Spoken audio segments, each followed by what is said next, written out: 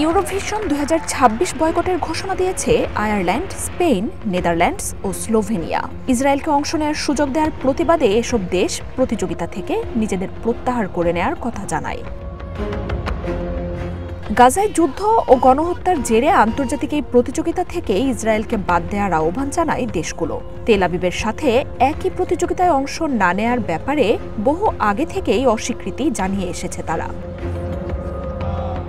অক্টোবরে যুদ্ধবন্ধের পর ইসরায়েলকে যেন দায়মুক্তি দিতে উঠে পড়ে লাগে আন্তর্জাতিক সম্প্রদায়। ইউরোপিয়ান ব্রডকাস্টিং ইউনিয়নও জানায় ইসরায়েলকে আর বাদ দেওয়ার প্রয়োজন নেই। এই নিয়ে ভোটাভুটিতেও ইসরায়েলের ইউরোভিশনে অংশ নেওয়ার পক্ষে সমর্থন দেয় অধিকাংশ দেশ।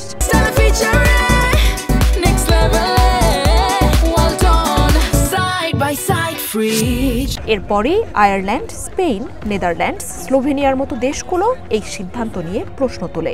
গাজায় অপূরণীয় ক্ষতি, সীমাহীন হত্যাযজ্ঞ আর মানবাধিকারের লঙ্ঘনের পরও তেল আবিবের সাথে একই প্রতিযোগিতায় অংশ নেওয়া বিবেকহীনের মতো কাজ হবে বলে জানায় এসব দেশ। নেদারল্যান্ডস জানিয়েছে ইসরায়েলের সাথে কোনো সহযোগিতা তাদের দেশের জনগণের মূল্যবোধের বিরোধী। নৈতিক মূল্যবোধ ধরে রাখতে চায় বলে জানিয়েছে স্লোভেনিয়াও। ইউরোভিশনের শীর্ষ 5 দেশের একটি স্পেন। ফ্রান্স, জার্মানি, ইটালি ও ব্রিটেনের মতোই এই দেশের প্রতিযোগীরা সরাসরি ফাইনালে অংশ নেওয়ার সুযোগ পান। প্রতি বছর এই প্রতিযোগিতা দেখেন 15 কোটির বেশি মানুষ। ভোটে নিজের পক্ষে সমর্থন আদায়ে ইসরায়েল গোপনে দেশগুলোর ওপর প্রভাব বিস্তার করেছে বলেও অভিযোগ উঠেছে। এদিকে তেল আবিবের দাবি, ইউরোভিশনে তাদের অংশ না নিতে দেয়া হলে তা হবে সাংস্কৃতিক আগ্রাসন।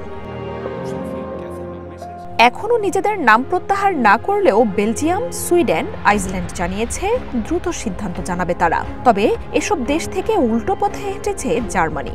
দেশটি জানায় ইসরায়েলকে অংশ নেওয়ার সুযোগ না দিলে তারাও অংশ নেবে না। ইউরোপিয়ান ব্রডকাস্টিং ইউনিয়ন আয়োজিত এই গানের আন্তর্জাতিক প্রতিযোগিতা তাই বাজেট সহ নানা সংকটের মুখোমুখি হচ্ছে। গানের মাধ্যমে ঐক্যবদ্ধ করার প্রতিযোগিতাটির মূল উদ্দেশ্যেও ফাটল ধরেছে।